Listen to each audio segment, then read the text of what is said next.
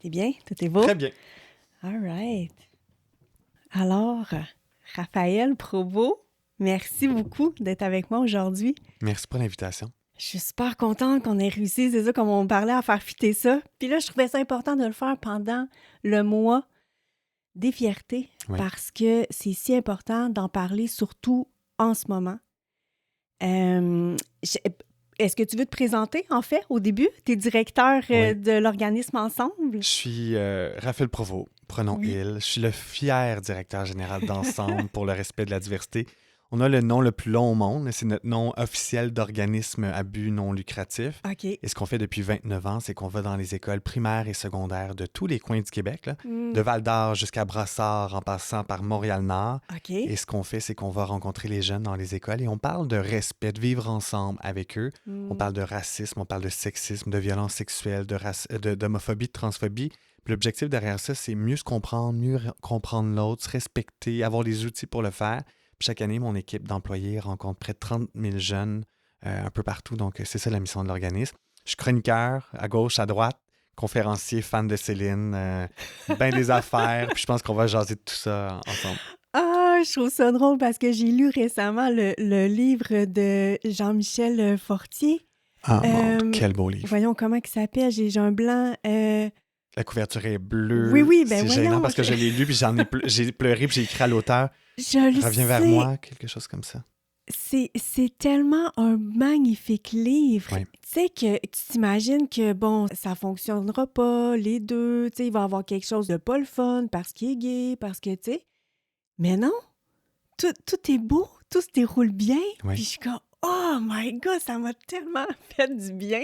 Et je me suis reconnu dans cette histoire-là de jeunes de 16, 15, 16 ans qui tombent en amour pour la première fois.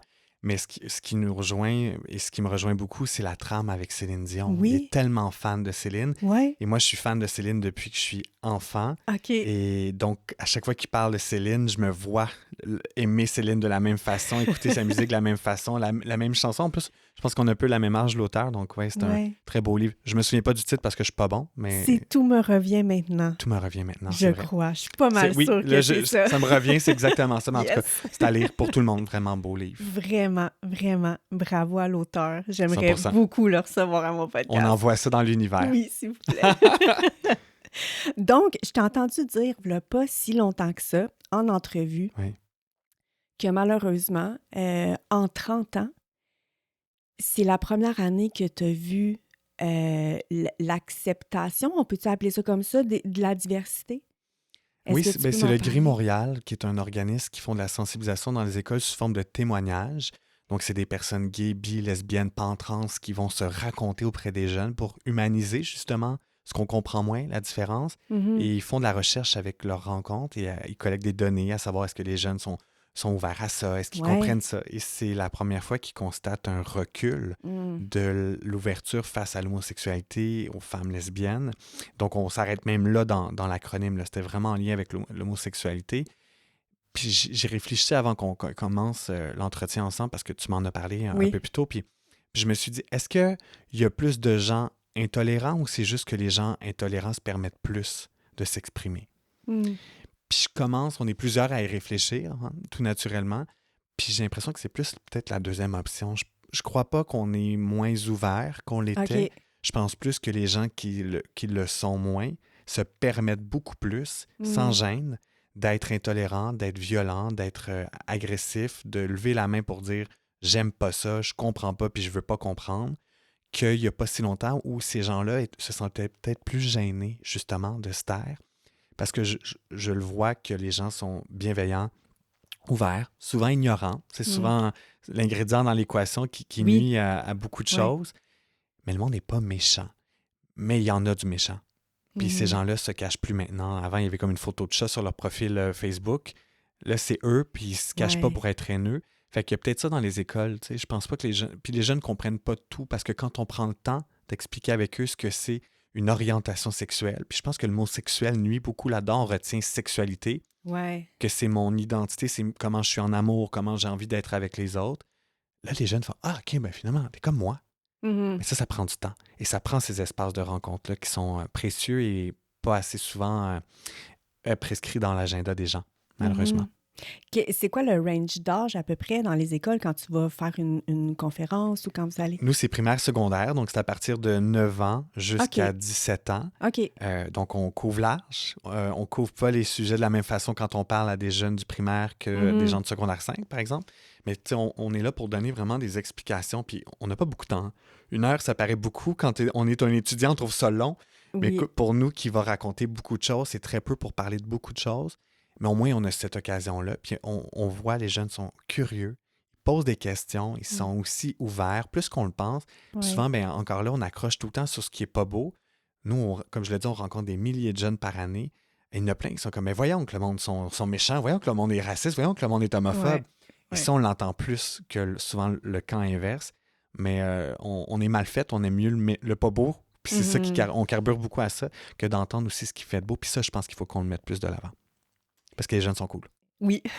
Qu'est-ce que tu te rends compte qui ressort le plus, mettons, chez les jeunes? C'est quoi le genre de questions qu'on te pose ou pas la fascination, mais tu sais, Ils ont beaucoup de questions, puis je peux pas parler pour tout le monde, puis c'est surtout mes équipes qui sont sur le terrain, là, mais ce que je vois et ce qu'on me rapporte, ils veulent décortiquer tout ce qu'ils entendent et tout ce qu'ils voient partout.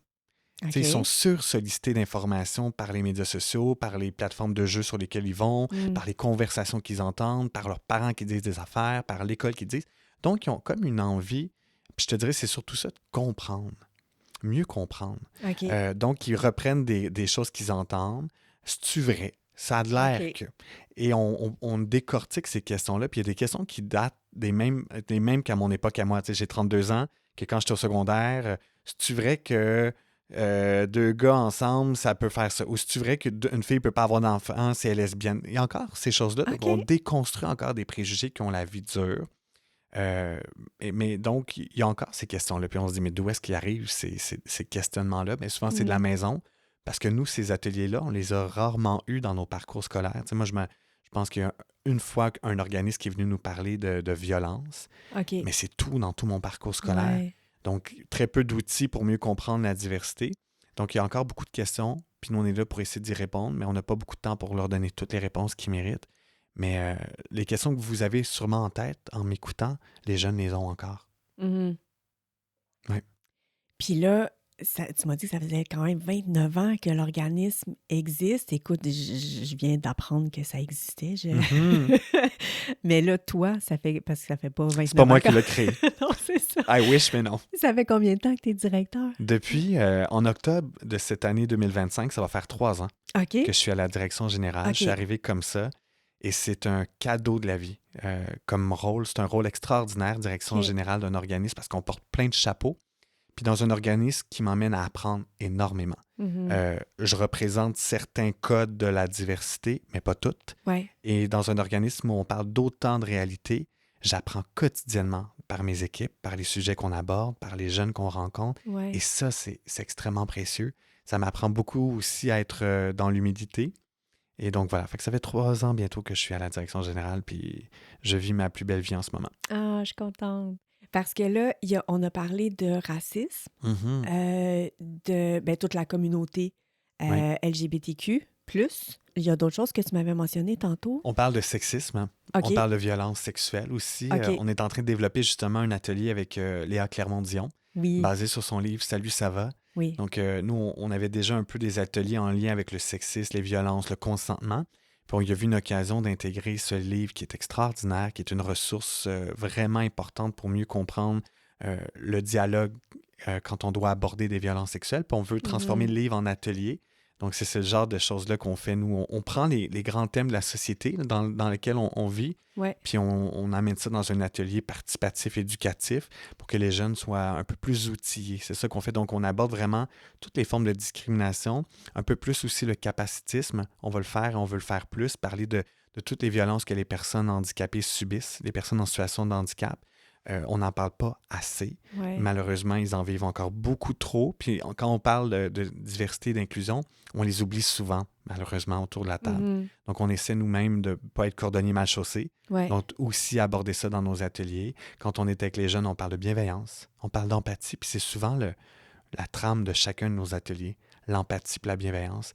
Puis je le dis à beaucoup d'endroits, on n'a pas à tout comprendre. Tu sais, puis tu disais l'acronyme LGBTQ+, puis On n'a pas à comprendre ce que toutes les lettres veulent dire. Faut juste pas oublier qu'il y a un H quelque part pour humain. Puis c'est ça qu'on fait, nous, à tous les jours, rappeler qu'il y a de l'humain derrière chaque identité qu'on présente au monde. Ouais. Puis je trouve ça bien que tu dises qu'on n'est pas obligé de comprendre, mais de respecter Exact. l'autre. Mon enfant est trans, comme je t'avais dit.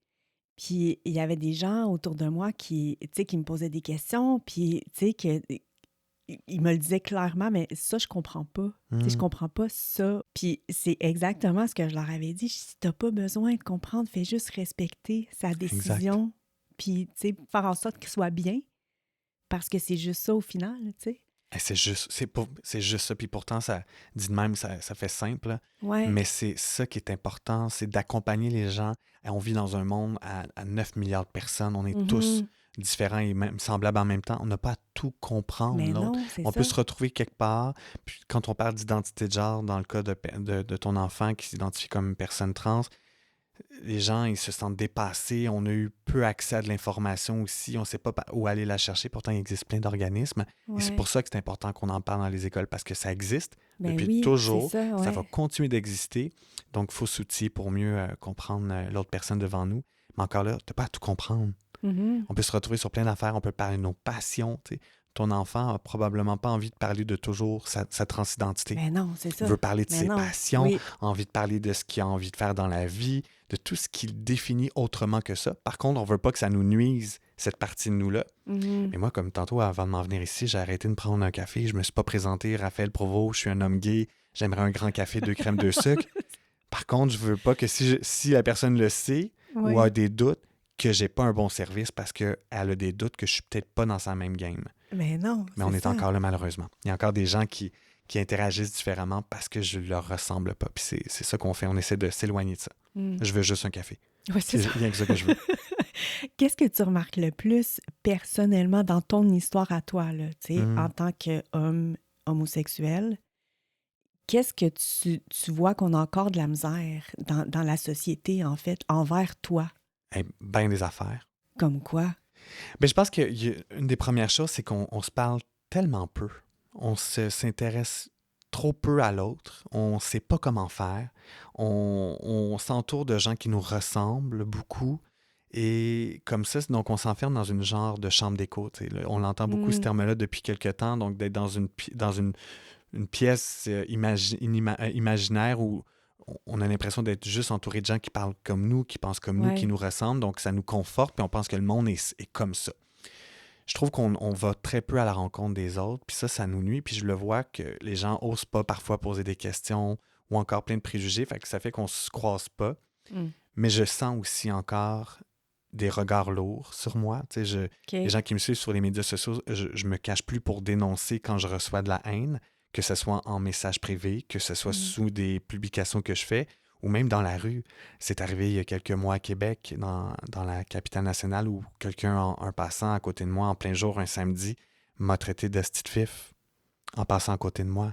C'est arrivé une couple de semaines après, des jeunes dans leur voiture baissent la fenêtre, je marche pour me rendre quelque part, me disent la même chose. Arrête, il est arrivé une couple de mois dans le métro de Montréal, une dame qui me filmait, je portais des bottes à talons hauts. C'est extrêmement violent et intrusif, ce genre de choses-là. Puis malgré tous les outils que j'ai, malgré le réseau que j'ai, les plateformes que j'ai pour dénoncer, chaque fois, ça vient shaker le petit Raph qui a vécu ça pendant une 20aine d'années. Fait qu'à chaque fois, j'ai des pensées très empathiques pour tous les gens qui vivent ça encore aujourd'hui, dans l'ombre. Puis à quel point, parfois, ça peut être la goutte de trop du vase qui va déborder. Et ça, je trouve ça difficile encore. Puis je comprends pas qu'on n'est pas dans... Puis je suis imparfait moi-même, je juge sur parfois l'apparence des gens, mais de là à aller, d'aller attaquer... C'est comme le pont que je fais pas, puis c'est déjà pas correct de juger dans nos têtes parce que c'est souvent la première étape vers autre chose. J'essaie de travailler fort là-dessus, je suis plein de biais comme tout le monde, j'en prends plus conscience, mais je n'ai pas ce petit morceau dans ma tête qui me fait passer à l'action puis aller rabaisser une autre personne. Puis ça, je trouve ça tough encore aujourd'hui. Puis je t'en parle, puis je suis comme fatigué même de le renommer parce que ça arrive plus qu'on le pense au travail, dans la rue, sur les médias sociaux. Puis c'est pas juste envers les communautés LGBTQ+, les femmes le subissent encore, les personnes racisées, Ouais. les personnes immigrantes, les gros, les petits, les roux, les pas roux, les C'est fou, hein? personnes grosses, pas grosses, tout le monde y passe. Ouais. Puis ça, je trouve ça tough. Ouais. Ça, je trouve ça tough. Fais juste Encore. marcher, fais ta vie, puis tu sais, là, je sais, c'est pas compliqué. Vis ta là, vie, ça, comme c'est dirait ça. l'autre, là. Dans le respect et la considération. Ben Il y a oui, ça aussi. ben oui, passe ton chemin, puis Ouais. Caroline, c'est... Mais c'est ça. Mais quand on parle aussi aux gens, puis qu'on s'intéresse, puis tu sais, le livre, là, j'ai l'air de faire du placement de produit, là, mais c'est parce que j'aime beaucoup Léa, puis c'est une amie à moi, mais la question « Salut, ça va », si on se le demandait beaucoup plus souvent, puis avec beaucoup plus d'ouverture, puis Ouais. de vrai intérêt envers l'autre, là, un vrai « comment ça va Mhm. », maudit que ça irait mieux. Ouais. Maudit que ça irait mieux. Puis je trouve qu'on se la pose pas comme question. Puis en plus, c'est drôle parce que comme Québécois, on se la pose tout le temps. À l'épicerie, partout. Ouais. Mais on répond pas vraiment. Puis on veut peut-être pas vraiment que les gens répondent non plus. tu sais. Mhm. C'est ça. Je vous mets au défi de dire allez à l'épicerie. Puis quand la personne vous le demande, dites non. Non, ça Mhm. va pas. Pas sûr que la personne va vous attraper. Puis j'aimerais ça, mais je suis pas sûr. Ouais. Et je pense qu'on a travaillé sur cette question-là, puis se la poser avec un peu plus d'humanité, puis d'intérêt. Ouais, c'est trop rendu un automatisme. Oui. De, tu sais, tout le monde, comme Salut, tu ça dis, va? c'est- Ouais. Puis là, oui, toi? Oui. Ouais, that's it. Puis là, t'es comme, non, c'est pas vrai. Mhm. Mais est-ce que la personne est prête à recevoir mon non, c'est pas Ouais. vrai? On n'est pas tant outillé pour ça encore. Non, c'est ça. Est-ce que je peux te demander, t'avais quel âge quand t'as fait ton coming out? 17 ans. OK. J'ai fait mon coming out devant toute ma classe OK. au secondaire. Je salue mon enseignante de l'époque, Justine, qui a eu l'audace, le courage de peut-être changer ma vie. Elle ne le savait pas à cette époque-là, mais moi, je le sais aujourd'hui. Secondaire 5, on devait lire un livre de notre choix comme examen de fin d'année. OK. Puis tout le monde avait le choix de lire ce qu'il voulait. Moi, elle m'a recommandé fortement un livre qui s'appelle La nuit des princes charmants de Michel Tremblay. OK. Et ça raconte l'histoire d'un jeune qui se découvre, qui se questionne et qui Ah. tombe en amour avec un homme. Et c'est la première fois de ma vie que je lisais un livre dans lequel je me reconnaissais OK. et qui avait des mots doux en lien avec l'homosexualité. Mm. Parce que jusqu'à ce moment-là, tapette, fif, t'es pas normal, t'es ci, t'es ça, c'était que ça que j'entendais quand on parlait d'orientation sexuelle, en tout cas celle qui me concernait. Puis j'en avais jamais même parlé à personne. Mais le monde s'est mis à me coller des étiquettes OK. clairement en plus négatives et péjoratives sur moi. Aïe, aïe, aïe. J'ai cumulé. Puis là, tu dis, mais là, je veux pas être gay parce que clairement, si je suis gay, je suis pas correct. Le monde me dit, c'est pas correct d'être gay, puis c'est une maladie mentale, nanana. Mais au fond de moi, je me disais, mais j'aime les hommes. J'aime les femmes, je les trouve extraordinaires, mais c'est pas la même attirance. Non. Et ce livre-là a vraiment déclenché quelque chose. OK. Et quand est arrivé l'exposé oral, j'ai raconté l'histoire devant ma classe. Moi, je viens de Napierville, un petit village sur la rive sud de Montréal, donc très peu de diversité. On retourne en 2009-2010. On parlait très peu de ça. Il n'y avait pas eu le coming out, en tout cas, je ne savais pas s'il y en avait eu avant moi. J'ai raconté le livre et j'ai dit à ma classe, moi aussi, je suis gay. Puis je veux plus qu'on m'écoeure avec ça. OK. Et là, il y a un silence dans la classe. Ma prof pleurait. Ah. Et il y a un masque qui est tombé à ce moment-là. OK. Puis je suis pas devenu un expert de mon identité sexuelle à ce moment-là, mais il y a eu quelque chose de me dire hey, j'ai enfin le droit de le dire, puis je vais le dire comment moi ça me tente. Ouais. C'est mon narratif, c'est mon Ouais. histoire. Je vais me présenter au monde comme ça me tente, à qui je veux, comment je veux. Et ce livre-là a déclenché ça à OK. l'âge de 17 ans. Puis ça, plus jamais j'ai reporté ce masque. J'ai plus jamais eu de doute par après. OK. Est-ce que tes parents le savaient déjà quand tu as fait ça?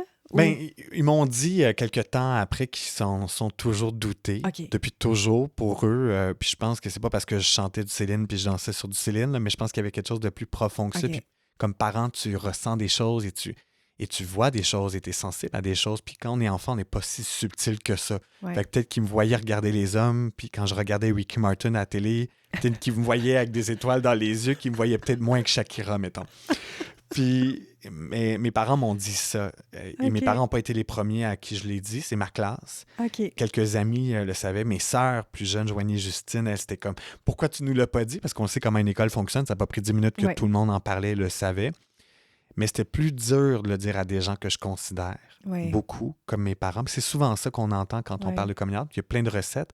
Mais moi, c'était plus dur parce qu'il y avait comme un... Mais c'est avec eux que je vais devoir après en parler longtemps. C'est ça. Et ça a été bien accueilli malgré tout. Mon père, je pense qu'il voulait juste pas que je vive ce que lui-même a peut-être fait faire vivre d'autres, c'est l'homophobie tout le temps, puis ça soit Mm. tough ma vie. Mais j'ai été chanceux quand même dans ce parcours-là avec mes parents. Oui. OK. Est-ce que c'est ta prof qui t'avait suggéré le livre? Oui, c'est Perso? Justine. OK, c'est C'est ta elle qui prof. m'a OK. recommandé le livre. Et OK. pour la petite histoire, la vie, elle est drôlement faite. Moi, j'aime les signes. Il y a une couple de semaines, je suis à la Victoire de Montréal, l'équipe de hockey féminine. OK. On m'a invité à faire un discours à l'entre-match pour parler de fierté, puis parler de respect. Puis je n'étais pas au courant, on m'a comme dit ça une demi-heure avant. Fait que j'imagine un texte, puis je lance ça devant les 16 000 personnes qui avaient là ce soir-là. Et dès que je suis sorti dans le corridor, là, c'est la foule de gens qui sort en même temps parce que c'est l'entre-match. Mhm. Et j'entends Raphaël et c'est Justine qui était là. Arrête. Ouais. Arrête. Dans la foule. Là. Puis je voudrais inventer ça que je ne pourrais pas. Je me mets à pleurer. Elle est venue voir, elle dit Raphaël, je t'ai vu sur l'écran. Elle dit je te cherchais. Là, j'arrive devant cette porte-là. Tu sais, on sait que c'est grand, là. La place Belle. Oui. On est tombé face à face. Et je venais de parler de fierté, à quel point c'était important de se respecter, puis de donner le droit aux autres aussi de se faire respecter, puis tout le monde a droit à sa place. Puis c'est ça qu'elle avait fait il y a 15 ans. Incroyable. Et là, je le faisais devant 16 000 personnes. Et de la voir, il y a eu une validation qui me disait « T'es à la bonne place, mon Raph. » C'est C'est sûr. vraiment spécial. Ah, wow. Je pense que j'en ai pas encore parlé, mais en tout cas, elle le sait parce qu'elle était là ce soir-là.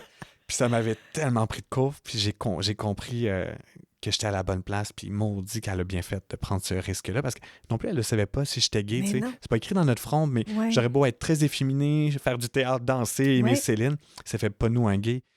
Mais elle a peut-être vu et senti quelque chose. En tout cas, elle a peut-être dit ce livre-là va peut-être juste faire du bien. Au pire, ça sera une lecture de plus. Oui, c'est ça. Mais ça a été la lecture qui a tout changé. Ah, c'est fou, hein, des fois, comment un petit geste. Un petit Tu sais, geste. mettons, anodin pour elle. Ouais. C'est juste, tiens. Une ouverture. Ça, c'est une ouverture ouais. à autre chose. Puis ça serait tombé entre les mains d'un homophobe que peut-être ça l'aurait aidé à mieux comprendre ce que c'est aussi l'homosexualité. Donc, tout le monde y gagne à s'intéresser à l'autre, finalement. Est-ce que tu vois un changement? Là, je sais, là, en 30 ans, tu as dit que c'était la première année que tu voyais un petit peu de... Mais est-ce que tu la remarques quand même, l'évolution, tu sais, d'année en année, depuis que tu es petit jusqu'à là, sur toi, ouais? Il y a comme deux vitesses en même temps. Il y a d'un côté, justement, cette intolérance-là, cette discrimination qui est omniprésente, qu'on voit, qu'on entend, qui est plus cachée. Mais de l'autre côté, tu as aussi toute cette ouverture, cette représentation qu'on n'avait pas il y a quelques années. Tu sais, quand j'étais au secondaire, je voyais très peu de gays dans l'espace public, encore moins les autres lettres de l'acronyme. Aujourd'hui, on en parle beaucoup plus. On peut nommer une vingtaine de personnalités publiques qui en parlent, qui sont des communautés LGBTQ+, dans plein de sphères, dans des politiciens, ce qu'il y avait un peu moins avant. On en parle dans les écoles, nous on le voit, on est sursollicité. Les écoles veulent parler de ça, ils veulent être outillés, ils veulent collaborer plus que jamais. Il y a des comités LGBTQ+, dans les écoles secondaires. J'aurais-tu rêvé d'avoir ça, moi, quand j'étais jeune?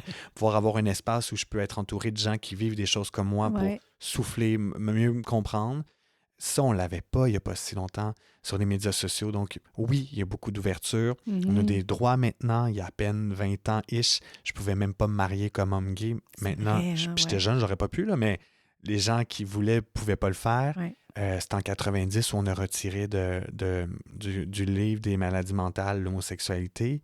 Donc, c'est hier encore. C'est ça. Donc, on a avancé. Par contre, on vit dans un monde complexe. Il y a encore une 60aine de pays où c'est criminalisé d'être homosexuel. Donc, tant que ce ne sera pas réglé dans le monde entier, ici, ce ne sera jamais un acquis. Et je pense qu'il faut qu'on garde ça en tête. Pas parce qu'on pense qu'on ne vit pas, que ça n'arrive pas à d'autres. Ça, je l'entends beaucoup dans les communautés, des gens qui... moi, j'en vis pas d'homophobie, pas parce que tu n'en vis pas que l'autre à côté en vit pas. Et ça, souvent, ça peut venir invalider le ressenti des autres ou penser qu'on tout est acquis. Et ça, il ne faut pas qu'on l'oublie. Ça existe encore, mais il y a aussi beaucoup de beau qui se fait. Puis nous, on est aux premières loges de ça. Puis je pense qu'il ne faut pas qu'on l'oublie. Puis je le vois moi-même je viens d'être nommé jeune leader de l'année. Ben, ça vient avec le slash. Je suis un homme gay de 32 ans. J'aurais pas cru ça il n'y a pas si longtemps. Tu sais. Donc, il y a de belles choses qui se passent. Puis je suis un exemple parmi tant d'autres. Là.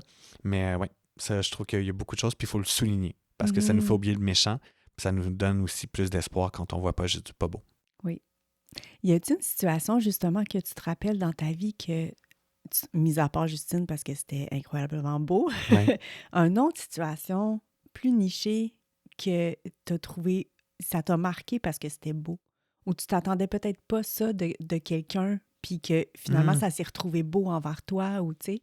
J'ai la chance d'être dans plusieurs médias, puis d'être d'une certaine façon public. Puis j'ai une inconscience ou une insouciance parfois quand je fais des choses ou que je prends parole ou que je me partage. Moi, je me partage à différents niveaux. Et je le fais pas toujours en me disant il y a quelqu'un quelque part qui voit ça puis qui en fait quelque chose de positif. Tu sais, je me partage puis je lance ça dans l'univers. OK. Il y a quelques semaines, je donne une conférence devant des adjointes exécutives, donc ils sont 80 personnes. J'ai 20 minutes pour parler d'inclusion, de diversité, d'équité au travail. Puis mon filon, c'était le rôle des alliés, à quel point elles peuvent tous avoir un rôle d'allié. Surtout quand tu es adjointe, tu as la confiance de beaucoup de gens, Mhm. tu peux avoir un très grand impact si tu laisses la place aux autres. Et à la fin, il y a une personne qui est venue me voir, une maman, qui me dit « Raphaël, on te suit sur les médias sociaux avec mon garçon qui est victime d'homophobie à l'école. Puis je lui montre ce que tu fais. Puis je lui dis que c'est possible de faire de belles et grandes choses en étant soi-même. Puis que c'est tough en ce Wow. moment peut-être, mais qu'il y a autre chose. » Et ça, j'en prends pas conscience à ce Mhm. niveau-là. Ça m'a rentré dedans, là, comme un troc d'amour, de voir qu'il y a quelqu'un dans son salon avec son Oui, enfant qui monte mon Instagram, c'est ma fou, petite hein? photo de moi peut-être à un gala en talons ou qui gagne ci ou qui fait juste sa petite vie, tu sais, Ouais. qui montre que j'ai un copain puis qu'on s'embrasse puis que les gens voient que c'est beau puis qu'ils le partagent. Ah, je peux à peine imaginer l'effet que ça peut lui faire à cet enfant-là. Puis il sait pas, mais moi, je gagne encore plus que lui à me faire dire ça finalement, puis ça me Mhm. carbure. Donc, des petites choses comme ça, je trouve ça vraiment puissant. Puis, une autre situation, il y a quelqu'un qui m'a écrit, je donne des entrevues à TVA, puis parfois avec des sujets difficiles, il y a quelqu'un OK. qui m'a écrit, ça fait une couple de fois que je te vois, j'étais homophobe avant, puis là, je commence à vous aimer. Puis c'est OK. tellement, puis c'était déposé comme ça, puis je trouvais, ça m'a fait rire, ça m'a fait pleurer, puis ça m'a Ouais. montré que c'était possible. Tu sais, dans la même Ouais. phrase, j'étais homophobe, puis là, je commence à vous aimer. De voir à quel point toutes ces petites présences-là, ces conversations-là Ouais. qu'on propose à petite dose peuvent vraiment changer les choses. C'est de passer d'être homophobe à je vous aime finalement. Ben oui. Puis c'est ça l'objectif. Puis c'est pas de hey mon Dieu, je vous comprends tout maintenant. C'est juste ça que je veux. Ouais, Que tu me considères, que tu me respectes. c'est ça. Donc, ouais. Ça, ces petites situations-là, moi, me donnent du gaz Ben là, pour oui. poursuivre à fond par la Ouais. suite. C'est un gros step, là, de Vraiment. changer la mentalité ancrée de quelqu'un. Oui. C'est quelque chose, là. Puis c'est un travail d'équipe, c'est pas que moi, mais tu sais, Non, je pense non, que mais ouais. c'est un tout, là. Ouais. Mais c'est des exemples de voir qu'on le sait pas, tu sais, l'impact qu'on peut avoir, puis à quel point la représentation est importante. Ouais. Se voir quelque part, puis de voir autre chose, ça nous donne un peu plus d'espoir, puis ça dilue aussi le message de dire, Mhm. ben, c'est du monde comme nous, finalement. Ouais. Parce qu'on en voit plus, puis on voit que je suis un gars comme tout le monde. Mhm. Est-ce que t'en avais, toi, quelqu'un, tu sais, comme autant que toi, t'as été genre l'idole du petit gars, tu sais, qui voyait qu'est-ce que tu faisais, tu sais, dans ta vie, puis tout ça, puis que t'avais réussi. Et, toi, t'avais-tu un équivalent? C'est une bonne question. J'ai envie de te dire, en tout cas jusqu'à mes 17 ans, non. OK. Tu sais, je sais, il y avait Alex Perron, qu'on voyait un peu à l'époque, humoriste, mais je sais pas, je m'y associais pas. Puis pourtant, super belle personne, puis une personne pionnière pour beaucoup de choses pour nos communautés. Mais je me voyais pas à Mhm. grand endroit. Puis c'est tough quand tu te vois pas parce que tu te dis c'est pas possible. Mhm. Moi, je voulais travailler avec des humains, communiquer, puis je me voyais pas à grand place. Ouais. Donc, j'ai cru longtemps que vu que je me vois pas, je pourrais pas être là. OK. Donc, mais après, il y a une dizaine, quinzaine d'années, on a commencé à avoir plus de gens s'afficher, en parler, puis ça commence à faire du bien parce que là, tu te dis, c'est possible. Puis récemment, dans une entrevue, on m'a dit, mais voyons, mais il y a beaucoup de représentation, est-ce que ça a vraiment un impact? C'est cool de nous voir à la télé, dans les livres, dans des spectacles, mais il faut aussi se voir dans la rue, il faut aussi se voir à Ben l'école, il oui. faut aussi se voir en Ouais. politique, il faut se voir des PDG qui prennent position, il faut se voir partout. Pas Ouais. juste dans un monde parallèle qui est le milieu souvent de la culture ou des arts. Puis pour Mhm. beaucoup de gens, c'est inatteignable. Moi, je travaille fort parce qu'on se voit un peu plus partout, parce que Ouais. tout le monde ne veut pas juste être une vedette dans la vie.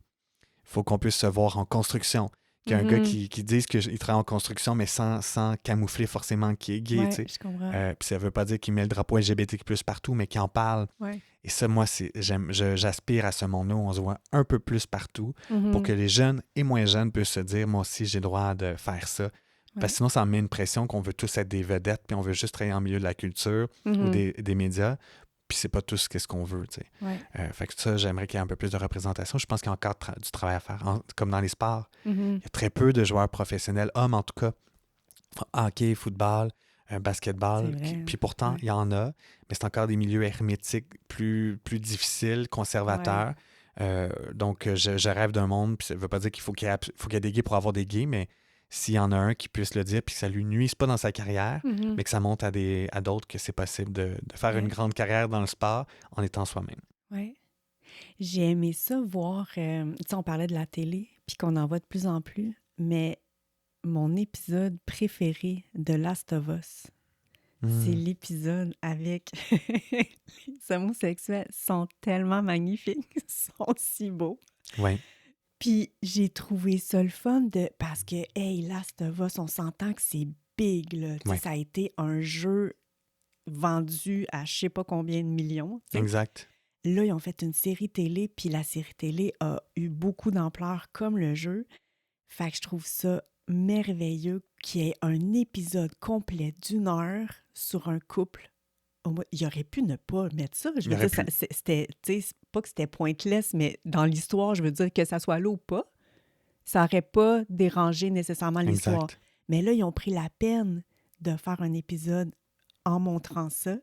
J'étais si contente. C'est rafraîchissant. Puis tu me fais réfléchir, tu sais, quand tu me demandais quand j'étais jeune, quand je voyais des homosexuels, c'était toujours l'ami de, il est sur le party, il fait de la drogue.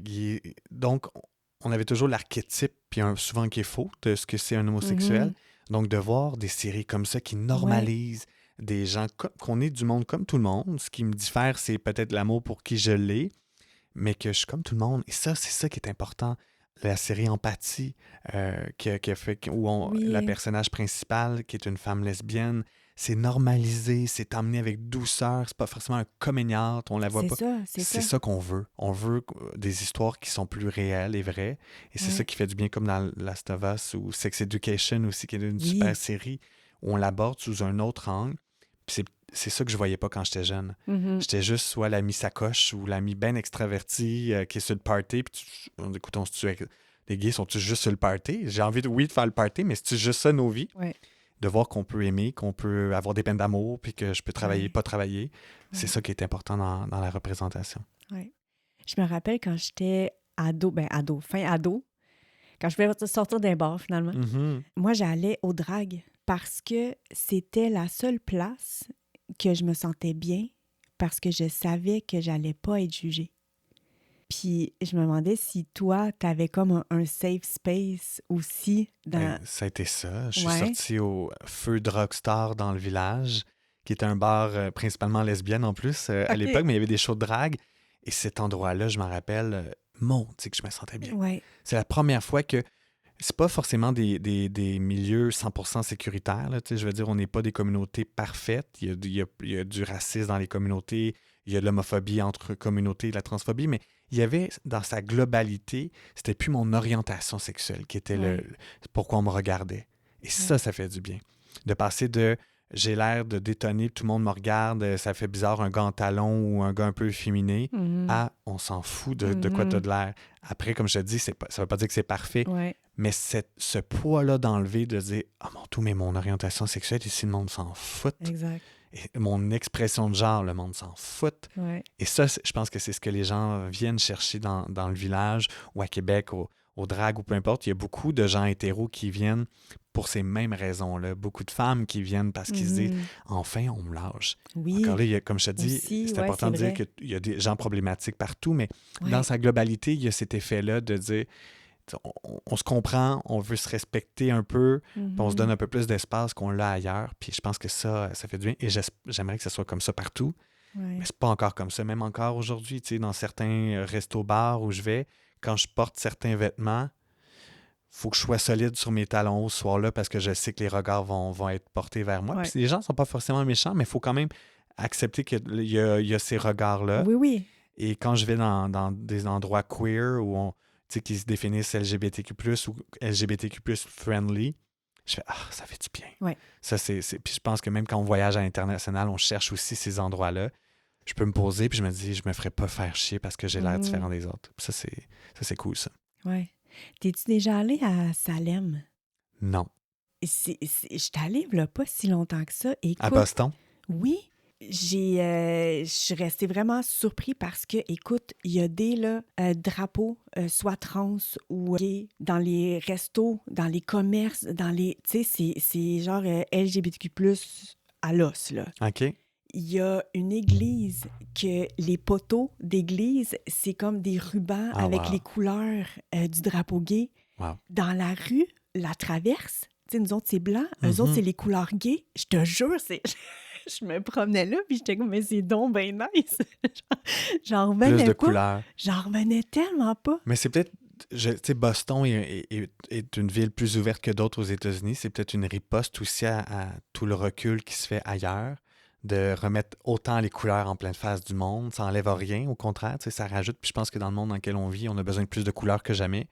Puis tout le monde a le droit d'y aller, là. C'est pas réservé juste aux personnes Ben non, LGBT+. c'est ça. Comme le village à Montréal, c'est pour tout le monde. Mais Ouais, c'est vrai que ça fait du bien quand on voit ça. tellement. Puis quand tu es une alliée, une proche d'eux ou pour ton enfant, de dire, ah mon Dieu, c'est un Mhm. safe space ici. Mon enfant va se retrouver quelque part. Moi, je peux y aller.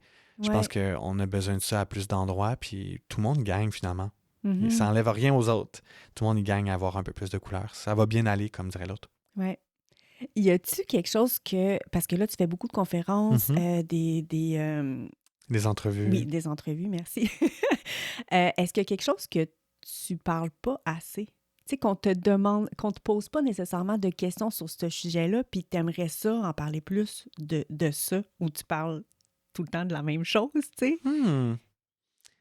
Ah, c'est important. C'est une bonne question. Qu'est-ce qu'on me pose pas assez comme question? Je pense que j'ai envie de te dire, on est souvent dans la surface des choses, puis peut-être un peu moins dans la... On se donne pas forcément l'espace pour vraiment questionner, puis prendre le temps. Puis je pense que si on parlait un peu plus d'humanité, de bienveillance, de respect, comment on fait ça, les bases, Mm. on s'éloignerait peut-être des grands titres souvent pour lesquels on m'invite. Je pense que ça pourrait être intéressant. Puis de comprendre aussi le rôle des alliés. On en parle, mais peut-être pas encore assez. OK. L'importance que les alliés, nos proches, nos amis, l'entourage peuvent vraiment avoir. Une Justine, comment elle a été une alliée à une Mhm. époque. Je pense que c'est ce genre de questions-là. Oui, j'ai envie de te dire, c'est peut-être des questions qu'on ne me pose pas assez souvent.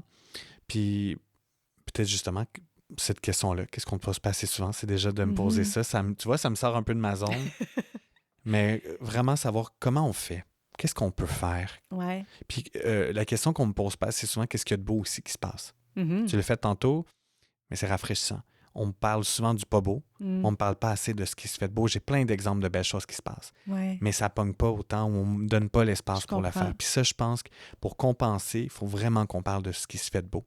Mhm. Parce que là, plus on voit et on entend cette noirceur-là, Ouais. plus les gens associent qu'on encore des problèmes, puis que c'est compliqué, puis que c'est... Mhm. Non, ça peut être très simple. Ouais. Puis la preuve, quand on voit que des jeunes font ça puis que ça fonctionne, mais ça donnerait peut-être un peu plus d'espoir puis un peu plus de souffle à notre société. Mhm. Je pense que c'est ça surtout. On ne me pose pas assez de questions sur ce qui se fait de beau. Ouais. J'ai pas assez d'espace pour le raconter. Puis, qu'est-ce que les gens peuvent faire, en fait? Tu sais, tu l'as mentionné qu'on te le Mhm. demande pas souvent, cette question-là. Qu'est-ce qu'on peut faire? Quelqu'un qui écoute, qui a peut-être, ben, même pas personne, en fait, dans son entourage, mais juste un petit quelque chose qu'elle pourrait changer dans sa vie de tous les jours, ou, tu sais... Hmm. On a tous probablement quelqu'un autour de nous qui fait partie des communautés. Peut-être que la personne nous en a pas parlé, Mhm. peut-être que tu sais, ça peut être un collègue. On vit dans un monde très large, là, on en côtoie du monde sur nos médias sociaux. De peut-être se connecter justement à des comptes où on aurait peut-être moins l'habitude de faire. Suivre des organismes, suivre des pages qui nous informent, juste pour emmener Mhm. autre chose, nous sortir un peu de notre chambre Ouais. d'écho, OK. s'intéresser, aller voir des spectacles, écouter une série qu'on aurait peut-être un peu moins l'habitude. Je pense qu'on a ce devoir-là. On peut et on doit s'intéresser aux autres, puis aux Mhm. choses qui nous ressemblent un peu moins. Ça ne veut pas dire que tu deviens un expert ou que toute ta littérature ou toutes tes émissions de télé sont en lien avec des communautés, mais de juste aller voir ce qui se fait un peu ailleurs. Puis s'il y a des gens autour de vous qui font partie des communautés, leur demander pour de vrai comment ça va. Je reviens avec ma question de Ouais. tantôt, là. Je pense que ça pourrait faire toute la différence. Puis peut-être que vous allez avoir des réponses plus étonnantes que ce auquel vous vous attendez. Peut-être Mhm. super négatives, peut-être positives. Mais je pense que beaucoup de gens attendre juste de se faire demander comment ça va par un proche. Ouais. Un petit texto. S'intéresser à l'autre, puis ça peut faire toute la différence. Puis pas l'autre parce qu'il est gay, mais l'autre parce que l'autre est aussi une personne qui a besoin d'être considérée. Tu y textes savoir est-ce que tu as rencontré quelqu'un? Comment va ton travail? Est-ce que ça va bien à l'école? S'intéresser. Puis il y a beaucoup de gens, des communautés qui vivent beaucoup de solitude. Plein de monde vivent la solitude. Mais il y a beaucoup de gens dans les communautés qui en vivent parce qu'ils se sentent mis à part, se sentent incompris. Ça ne veut pas toujours dire que le monde ne nous comprenne pas, mais on a ce sentiment-là d'être incompris. Je pense qu'un petit texto, un appel, lire une page dans le journal en lien avec les communautés, quand on nous voit à la télé, peut-être laisser la télé allumée quand je parle d'enjeux LGBTQ+, aller au bout de mon entrevue, me contacter, me challenger. Je pense qu'avec bienveillance, je pense que c'est ça que les gens peuvent faire. OK. S'intéresser un peu plus aux autres. Puis moi, je me donne comme gage de le faire aussi. C'est pas à sens unique. Moi aussi, m'intéresser à l'autre personne, puis d'aller dans ces rencontres-là de podcasts où j'aurais peut-être moins l'habitude. On se connaît pas du tout, mais j'ai vu une opportunité de te découvrir, de parler à des gens qui me connaissent pas, qui vont peut-être pas aimer ce que je dis ou me découvrir ou j'ai peut-être semé quelque chose. Je pense que ça, c'est important. J'aurais pu dire « Ah, Granby, c'est loin. » Non, pour moi, c'est extrêmement important de sortir de ma zone puis d'aller à la rencontre des autres, puis on ne sait jamais ce que ça peut avoir comme impact. Mais merci beaucoup d'avoir accepté. C'est moi qui dis merci. Tu as parlé de talons hauts. Ouais. Pas juste une fois. Là, j'en ai pas. Là, non, je sais. Je suis en bas, là. Mais ça m'intrigue dans le sens que, moi, écoute, je trouve ça tellement hot, un gars qui met des talons hauts, qui ose mettre des talons hauts. C'est quand que tu as osé la première fois? Tu dois t'en rappeler. Ah oui, je m'en rappelle. L'année précise, je pourrais pas te dire, là, mais c'est peut-être il y a le moment, mettons. 7-8 ans. Ouais. Je vais au Centre Études à Montréal. Je m'en vais chez Aldo. Je rentre dans la boutique, je m'en vais du côté femme parce que sont là les bottes à talons. Puis c'est un bottillon, là. C'était pas un talon aiguille, là. C'était vraiment un bottillon. Puis je vais m'en rappeler longtemps parce que la vendeuse me dit « Ah, les hommes, c'est de l'autre côté. » Je veux celle-là en 10. Elle est partie. Je l'ai vu un peu pas comprendre. Je l'essaie dans le magasin. Puis je me suis dit, moi, je fais pas les choses à moitié dans la vie. J'en avais jamais porté, mais c'était mon rêve. Moi, j'ai grandi en regardant les Vogue de ce monde, en regardant des vidéos de gars qui avaient des bottes. Puis je trouvais ça tellement beau. L'époque disco, peu importe ton orientation, les hommes portaient des bottes à talons. Je trouvais que ça faisait une jambe, la marche. Moi, j'aime l'effet du talon, la confiance. J'ai l'impression d'être... Pour moi, aujourd'hui, c'est ma cape de Batman, mes bottes à talons. Quand je porte ça, il y a quelque chose qui se transforme chez moi. Et j'ai dit, je vais les porter. Je suis sorti du magasin. Je savais pas comment marcher avec ça. Là. J'avais l'air d'un pingouin. Puis là, ça me prenait tout mon change. Mais il y avait comme deux émotions qui se côtoyaient. Il y avait cette fierté-là. Ouais. Et il y avait cette peur aussi, parce que je le voyais, les gens me regarder. Mais celle qui a pris le dessus, c'était la fierté. Que je me trouvais nice. Que je me trouvais beau. Puis j'aimais ça. Puis je me dis, je vais continuer à le faire. Et ça a pris le dessus. Puis depuis, j'en porte, puis je me pose même plus la question, est-ce que je l'aimais ou pas, selon le contexte. Je fais des panels devant des gens d'affaires, j'en porte. Je vais à l'épicerie, j'en porte. Je vais en camping, ça me tente d'en mettre, j'aimais. Puis plus du glamping, là, c'est ma tante a une roulotte 50 pieds avec 3 télés dedans. Là, mais je mets mes bottes à talons. Pour moi, c'est un statement, je me sens bien. J'aime ça. Mais je porte aussi des running. Je porte aussi des sandales. Mais j'aime ça. Pour moi, c'est un accessoire comme un autre. Ça me définit pas, mais ça me rajoute un petit quelque chose. Mais je vais m'en souvenir longtemps de la vendeuse qui était comme non, c'est de l'autre côté. Non. Ouais, c'est ça que je veux. C'est un 10 que je veux. Fait que les gens savent quel point ça je porte maintenant. Oui. Est-ce que... Parce que là, il fallait que tu rentres chez vous après. Je veux dire, tes parents, est-ce qu'ils savaient que tu t'en allais acheter ça? C'est il y a 6-7 ans, comme je te disais. Fait que j'habitais seul à ce moment-là. Fait que je suis parti seul et je suis revenu seul avec mes bottes à talons. Mais je me rappelle de mon père, la première fois qu'il m'a vu avec ça. Regardez, ça fait pas mal aux pieds, ça. Tu mets ça tout le temps. Une autre personne dans ma famille qui est comme « Ah, tu vas mettre ça. » On allait voir un spectacle à ce moment-là ensemble. Puis donc, on allait à la Place des Arts. Il y avait beaucoup de monde. On partait de la Rive-Sud. Puis je le voyais dans son regard puis son body language de « Ah oui, c'est OK, parfait. » Mais je pense qu'elle voyait que j'étais bien puis que ça me faisait plus de bien que le regard des gens, on s'en fout, tu sais, au final. Fait que j'ai eu ces moments-là, mais il n'y a personne qui m'a empêché de les porter. Puis je voudrais pas être entouré de gens qui m'empêchent de porter ça. Si pour vrai, tu m'aimes pas parce que je porte des bottes à talons puis ça te rend inconfortable, Je pense que tu as des petites choses à aller travailler sur toi-même. On va prendre nos chemins un à côté de l'autre, puis on se retrouvera peut-être à un moment donné, mais je pense que c'est important, jeune et moins jeune, quand des petites choses comme ça dérangent autant une autre personne, c'est pas à toi de travailler sur toi, c'est aux autres. Puis ça, à un moment donné, ça prend une certaine maturité pour le comprendre. C'est pas nous à régler tous les problèmes des autres. Les gens, il faut qu'un peu ça parte de soi-même. Puis on le voit qu'encore beaucoup de gens, des parents, quand leur enfant met du vernis à ongles de couleur, ça parle beaucoup plus de toi que ça parle de ton enfant. Exact, t'as raison. Et ça, je pense qu'on a besoin de travailler sur... Il faut se regarder quand on réagit à quelque chose. Pourquoi je réagis comme ça? Qu'est-ce qui vient me chercher là-dedans? Puis c'est vrai qu'il y a une part souvent, puis peut-être j'entends déjà les gens me dire « Oui, mais je sais que mon enfant va vivre des choses difficiles. » C'est pire l'empêcher de vivre quelque chose qu'il a envie de vivre que de l'empêcher puis ça va lui faire de la peine parce que tu lui donnes pas l'espace pour s'explorer. Non, c'est ça. Comme je le disais tantôt, même pas de vernis à ongles, on se fait écœurer dans la vie. Fait que tant qu'à, tu te fais écœurer pour quelque chose, au moins, tu es toi-même, tu sais, que tu as envie de faire. Ça te fait ton petit plaisir. Exact. Puis, t'es puis bien, les gens, quand ils te voient heureux, il y a un effet de contagion aussi positif à ça. On peut pas contrôler le monde, mais on peut avoir un impact sur son petit monde. Puis comme parent, on met des paramètres, puis on s'assure de la sécurité de nos enfants, de nos proches. Mais comme je l'ai donné à l'exemple, ça m'aurait tellement fait de la peine si ma tante m'avait dit « Mets pas tes bottes pour aller au spectacle. » tu sais. Ça m'aurait fait tellement de peine. Parce que j'y ai pensé, est-ce qu'elle va me le dire? À ce moment-là, porte-les pas parce que ça nous rendrait la vie plus facile, tu sais. Mais j'étais bien mieux dans mes bottes, malgré les regards, que de ne pas les porter puis que ça m'aurait fait mal, tu sais. Mais de savoir qu'elle me soutenait et qu'elle me tenait la main dans cette situation-là, beaucoup plus d'impact. Fait qu'il faut se regarder quand on a des réactions comme ça. Parce qu'on ne peut pas contrôler le monde, mais on peut accompagner son monde à soi. Vraiment. Puis c'est tellement important, un parent dans la vie d'enfant, dans le sens que... Tellement. C'est pas la première fois que je le dis, mais mon enfant trans, il y avait des amis alentour de lui qui étaient trans aussi, puis leurs parents acceptaient pas. Puis ça me brisait le cœur, là. C'est déjà difficile d'être un adolescent. Tellement.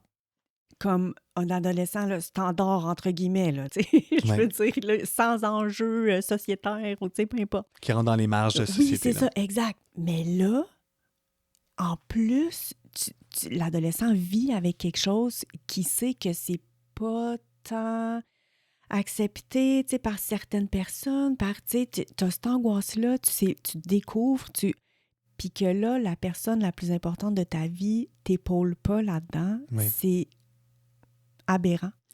Et puis, je sais pas, par expérience, ça peut te suivre longtemps. Là. Moi, j'ai la chance et le privilège d'avoir un psychologue que je paie très cher parce que j'ai vécu des choses comme ça, tu sais. De pas se sentir accompagné par...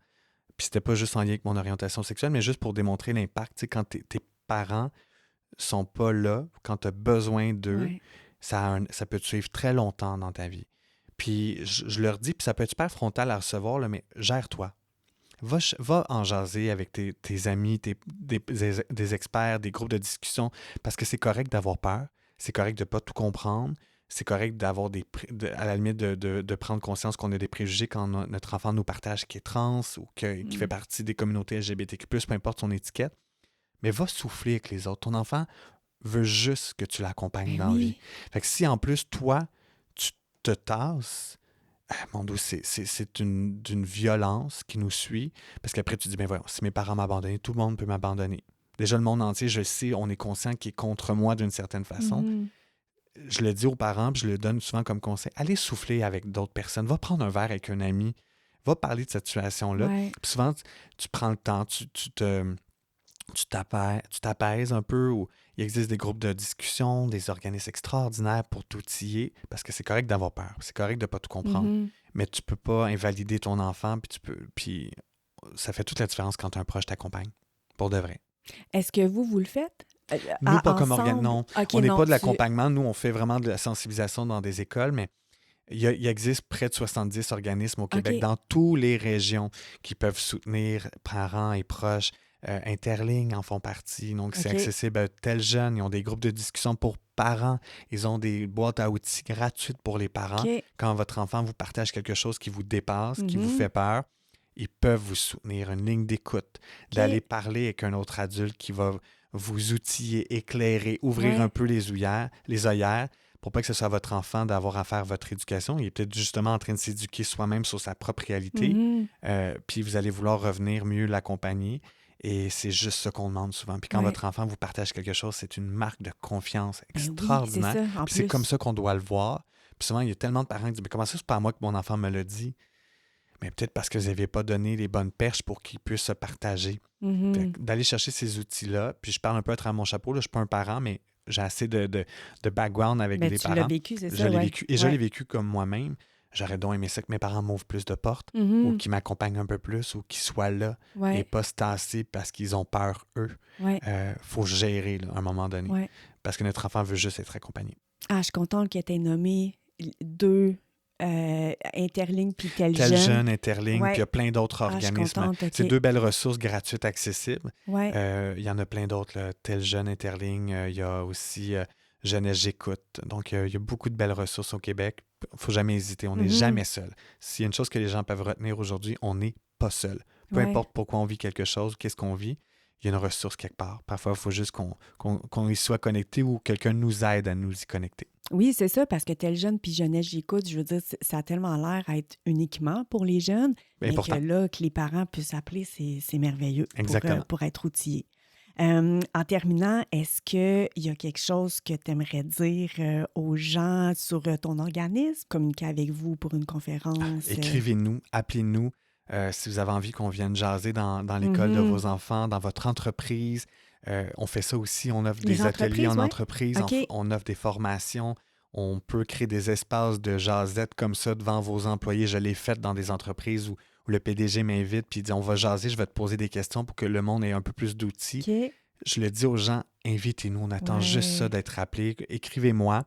Mais je pense que si j'ai envie de laisser une chose, parce que je pense qu'on a bien parlé d'ensemble et ce qu'on fait, c'est juste une question de respect.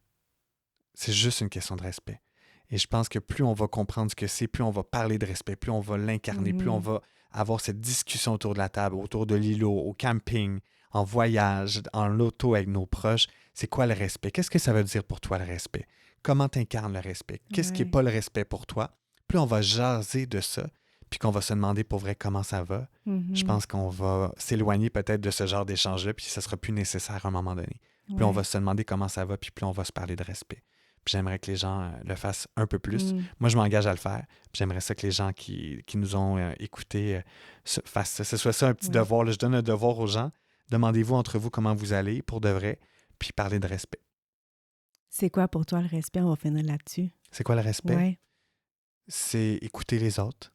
C'est être dans l'humilité et de laisser de l'espace aux autres. Je pense que c'est ça. Écouter, laisser de l'espace, être dans l'humilité, être bienveillant et sourire à ce qui ne nous ressemble pas. Mm. Je pense que le sourire est un puissant transmetteur et Ouais. un puissant outil de connexion. Un peu plus de sourire. Je pense que c'est ça. Quand on se sourit, on est peut-être un peu plus dans le respect. Mais j'apprends encore ce que c'est. Je l'apprends. Puis j'espère continuer sur la bonne voie. Je ne suis pas toujours... je danse, je pense, avec mon respect. Voilà. Merci, Raphaël. Merci. Merci tellement. C'est C'était vraiment le fun. super intéressant. Puis écoute, tu es tout lumineux. C'est les spotlights. Non. Je trouve ça tellement désolant que tu n'aies pas mis de talons. J'aurais trippé de voir Prochaine un talon. Ou venez me voir sur Instagram, je les cache pas. Mais en bas, je sais pas, ça me groundait dans le sol en même temps. Parfait. Il n'y a pas d'auteur. C'est parfait. Fait que merci beaucoup. Merci à toi. Bonne journée. Bye bye. Yeah! My God, ça passait tellement vite. Ça n'a pas de sens.